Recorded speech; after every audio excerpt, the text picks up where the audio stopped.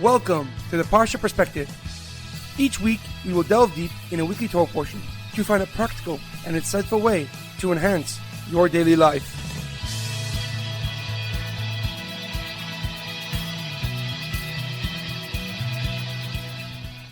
Thank you for tuning in. My name is Rabbi Shalom Yamini, and each week we will look into the weekly Torah portion to find practical and insightful ways to enhance your daily life.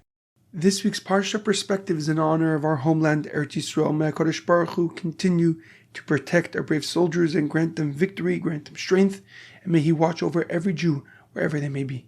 This week's Parsha Perspective is in the loving memory of Baruch Chaim ben Mordechai, Edward ben Ephraim, Shlomo ben Edward, and Yerachmiel Daniel ben Gedaliah. May their souls be uplifted and may their memories be a blessing.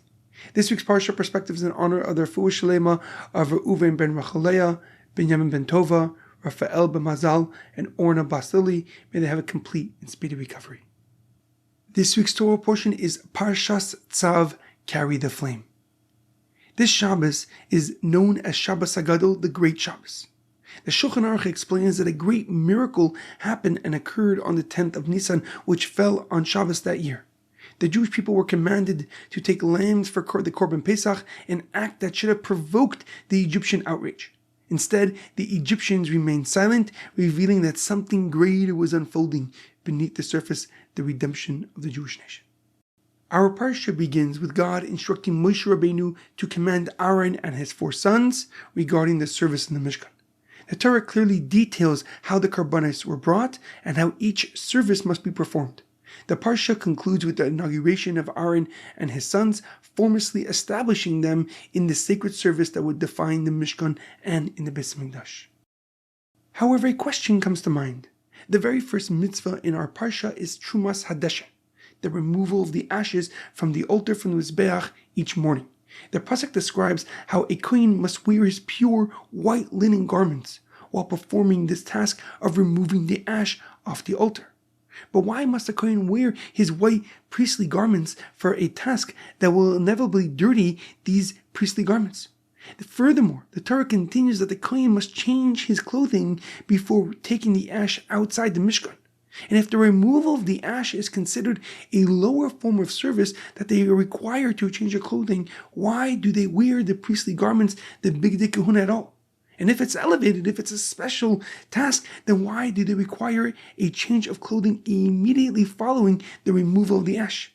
What is the Torah teaching us by this seemingly simple but deeply precise instruction about the removal of the ash, the Trumas Hadeshen? Rashi, Rav Shlomo Yitzchaki, the leading Torah commentary, gives a simple explanation. And he writes that we might have assumed that since the white linen garments, the Bigdei Kehuna, would have been dirty, a different set of clothing should be used. And therefore the Torah emphasizes that even this service must be performed wearing the Bigdei Kehuna, the priestly garments. Because the removal of the ash, the Trumas Hadeshen, is a part of the service of the Mishkan, and it must be done with the same dignity and the same honor as offering a sacrifice itself. And at the same time, the Torah requires that a Kohen must change his garments, what he's wearing, before leaving the Mishkan, teaching us that every service inside the Mishkan itself demands sanctity. As sanctity must remain within its proper boundary, and the garment represents the role, and the role must be honored with precision, with respect, with the Bigdei Kehuna. However, the Lubavitcher Rebbe, Rabbi Menachem Lushnerson, gives us a deeper and more profound explanation.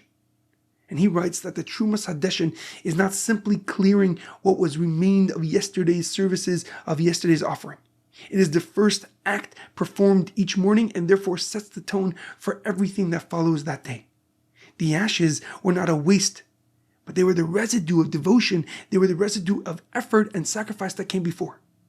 The Rebbe writes that the fire of today can only be built upon what was accomplished yesterday. And the Kohen begins his day not by adding something new, but by honoring what already exists.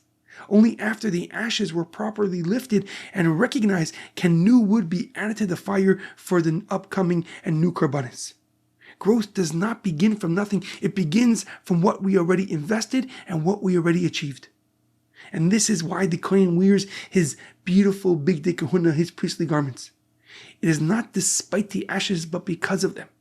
The Bigdei Kehuna remind the Kohen that even what appears insignificant carries meaning, it carries value. And the ashes represent yesterday's fire, and yesterday's fire is what allows today's fire to burn even stronger. And this lesson is ever more relevant as we approach Pesach, the holiday of freedom, the holiday of transformation. The Seder is built on remembering the past, not as history, but as identity that shapes our future. We do not simply recall Mitzrayim and Yetzias Mitzrayim and the pain and suffering. We carry its lessons into how we live every single day. The Yetzias Mitzrayim, the redemption from Egypt, was not a moment, but the Yesod, the foundation of everything that follows. And since October 7th, 2023, this message has taken a sharper, more urgent clarity. We once again face those who openly seek our destruction with confidence and determination. The Islamic regime of Iran and its network continue to pursue an existential war against Israel and the Jewish nation worldwide. Yet this moment is not disconnected from our past, from our history. It is part of the same story that began in Mitzrayim 2,500 years ago. New enemies rise in every generation, believing they can succeed where others have failed. They have new strategies, a new language, a new form of attack, yet their goal remains unchanged. What they fail to realize is that they are not confronting a people sustained by circumstance. They are confronting a people built on purpose as they left Egypt, as they had Yetzias Mitzrayim. The ashes of yesterday are not our weakness. They are our proof of endurance. They are our proof of continuity. Every challenge, every sacrifice has strengthened the foundation that we stand on today. And just as the Kohen, we are shaped by everything we have endured, allowing that koyach, allowing that strength to define this moment, moving us forward until the ultimate redemption will bring us home. In our daily life, it is imperative to recognize that progress is never built from nothing. The challenges we overcame yesterday are what enable us to accomplish more today with clarity and with strength. When we acknowledge what we have already endured and achieved, we begin to understand of what we are capable of becoming.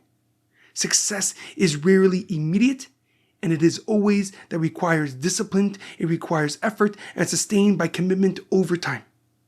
But when you recognize that your past efforts are not lost, but carry forward, everything begins to change. What once felt like struggle becomes the very foundation that positions you to succeed far beyond what you thought possible. There's a profound quote that I once read. A people forged through fire does not fear the next flame, for they only become stronger because of it. Have a great weekend and a good Shabbos.